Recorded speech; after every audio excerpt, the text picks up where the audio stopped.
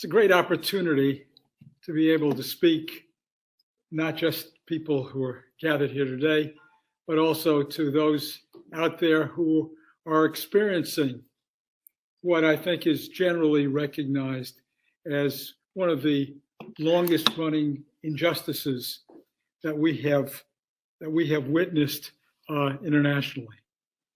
I'm speaking now as an outsider. And so I want to say just a few words which may be a little different. But as an outsider who has lived through this period very much of the history of this conflict, what saddens me is that we are by and large saying those things which have to be said for all these years. And I say it's saddening because if anything has changed over this time, certainly our rhetoric hasn't. We've accumulated more and more information about the injustices that have been perpetrated. And I think that we've done as good a job as we might have, although let me say that this new channel will be very valuable to bring to the attention of the international community what is going on. Regrettably, the response has not been a good one. Even those countries that might have been expected to stand up as Muslim countries for the people of Kashmir have not delivered.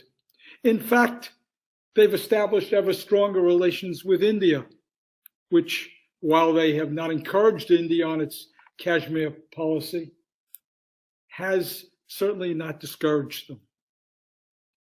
So I'm very conscious of the fact now that, again, as an outsider, how can this change? Is there another strategy here? Because this is not about Pakistan and India. This is about Kashmiris and their well-being. And we often lose sight of that because, unfortunately, both India and Pakistan have sometimes made it an issue between them.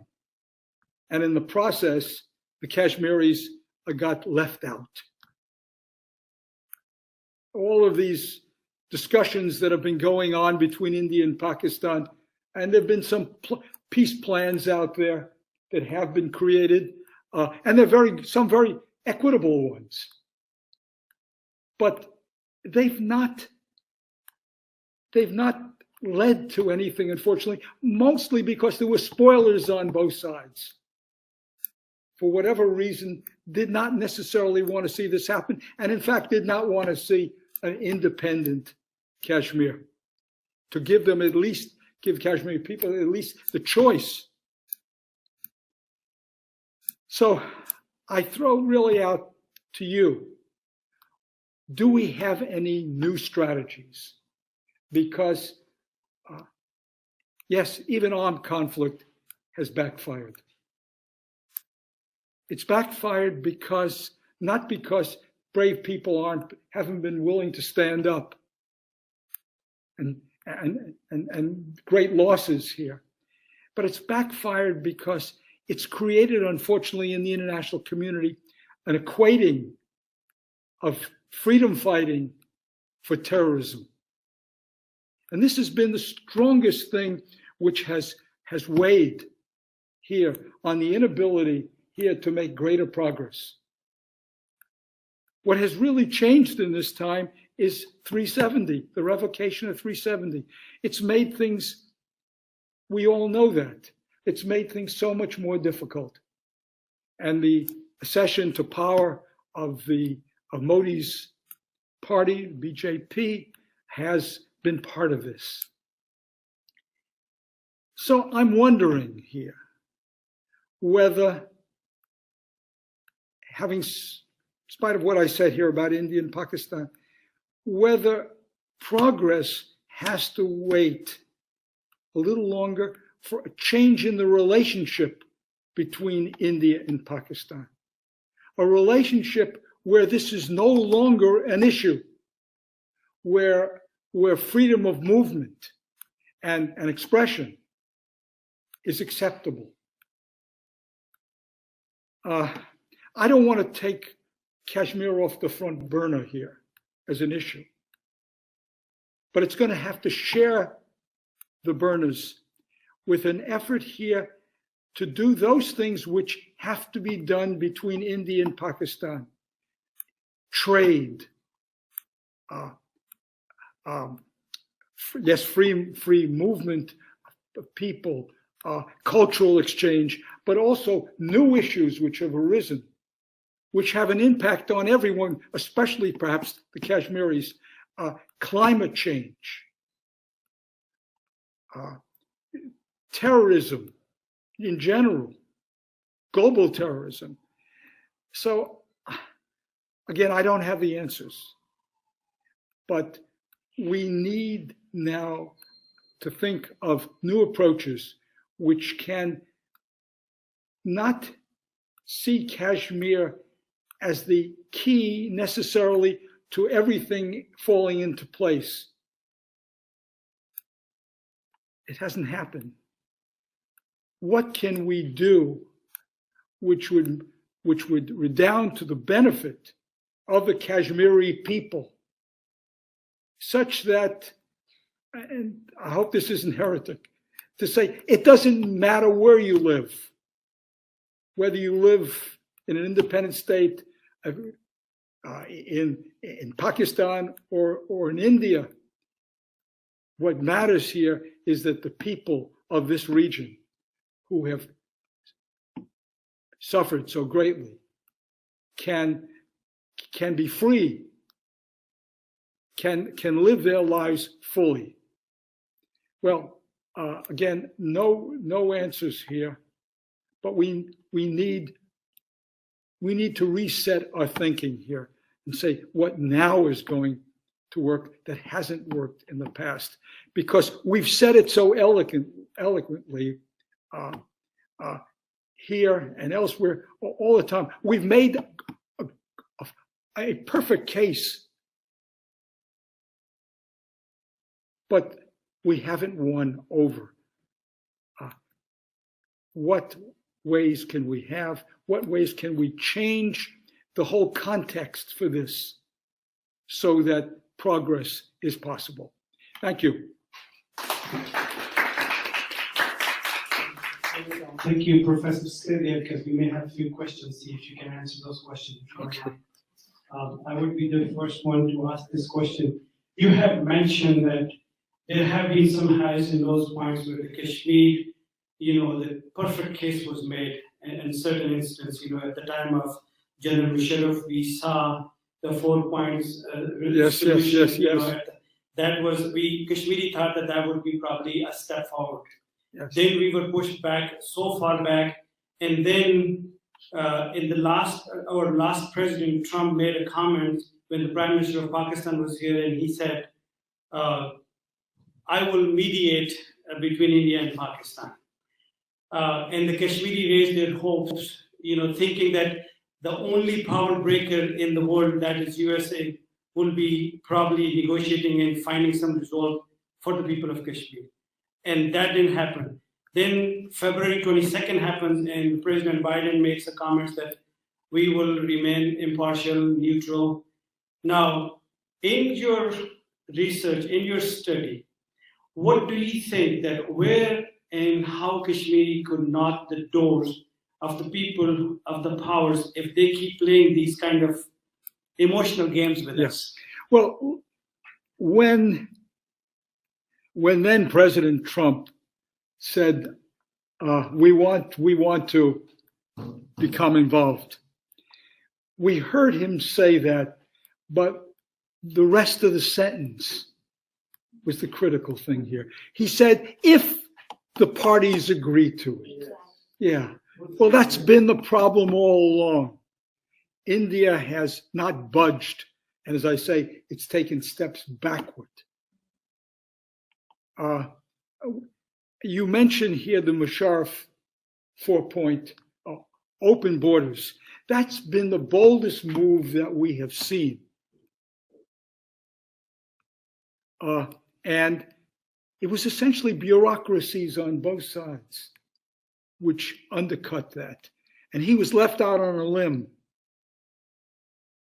And he paid a price for it, for having. But there have been promising statements from Pakistan. General Bajwa issued a sense here that we've got to establish a new approach here in our relationship with India, with Kashmir in mind. But then he said, but we're not going to pursue this until Kashmir is settled. Well, that's the point. If Kashmir is settled, then it's not an issue anymore. And then Imran Khan, when he came in, suggested that he's ready to reset relations. Other issues have intruded, particularly, of course, the revocation of 370. So that hasn't been a way forward. So there have been opportunities here, and that's what it's going to take. Whether we can make progress with this regime in India or not, I don't know. Certainly it's hard to be optimistic in that regard, but we can't give up. Yes, please. Well, very nice answer, very good answer. But I would think that it's going to be. I would think there's a political answer. But here's a question that I'll ask you, because since Hindutva, the Hindu extremism is on rise in India, and rise of Taliban in Afghanistan, I foresee, because I have seen the Afghan conflict during the Soviet era, I have seen CIA headquarters in my town for the world, I have seen things firsthand. Based on that, I mean, do you see a resolution to it? Because what I see is that if Hindutva will not gonna back out, if the extremism will not gonna go down in India, and then Taliban on rise, I mean, we can see another insurgency within the area, because if you look at it, I was talking about the map. I mean, if you look at it, all they need to be Afghanistan mountains, into Pakistan mountains, into Gilgit-Baltistan, Kashmir, right there. And they have proven it in the past, and that's what I see, because it may cause a conflict on a full-fledged war between India and Pakistan. And it's been mentioned that if it's going to be a war, it's going to be subsequent issues for the rest of the world. No matter what we want to do at that point, I think it can be too late. So what do you think? Yeah. Let me say that there are some developments here which lead one to be concerned as you are. If the Afghan Taliban, should they come to power, I think it's almost certain that they're going to lend support to the TTP, to the Tariq-e-Taliban Pakistan. It's almost certain that they are. And if this succeeds here in something which is already there, in Talibanizing Pakistan, we have to remember that jihadi groups who have supported Kashmir, for most of them, it's less about Kashmir than it is about India. Kashmir is just a means there. If you listen to the rhetoric closely, is a way to free. Now, this is the great nightmare of the Indians. It's the one thing that really scares the Indians, that the Muslim population of India will become a fifth column. this is very concerning. And I don't think enough people recognize here, because the danger of Pakistan becoming destabilized now by what happens in Afghanistan is very, very probable. And that will increase tension between India and Pakistan, and that certainly doesn't help Kashmir. So Kashmir once again may simply get caught in the middle of larger forces that are at work. Professor, I have a question. That don't you think that this outstanding conflict between India and Pakistan has something to do with the war economy, and both of the military establishment, India and Pakistan, are using Kashmir as a cash cow? Well, look, the accusations have been made, certainly in Pakistan, that the military loses its raison d'etre if there is not an issue with India. Well, I think I'd see that as too simplistic, really. I think that that there has in the military, from what I can see, there has developed here a sense here that Pakistan has changed. The Pakistan of the 90s, when you could welcome perhaps a Taliban success in Afghanistan because of the fact that it perhaps would take care of the India problem. And we have to remember this, that that the Afghans have gravitated towards India only because, really, they have always, since 1947, they've looked for a counterweight. They've a counterweight to Pakistan, to the extent that that Pakistani-Afghan relations improve, the Afghans don't need the Indians. The idea that somehow, if there was a friendly regime in Kabul, it could alleviate this problem. Fears of India is very real. I guess what I'm getting at here is that there has got to be here willingness to see this in a larger frame. That the Kashmir issue, as important as it is, cannot stand on its own. It is wrapped up with what is going on in the emerging circumstances in South Asia. And that kind of understanding, I think, is going to be necessary here to, as I said before, to think in terms of finding new terms, finding new approaches here, again, with the thought in mind, what is in the best interest of Kashmiris.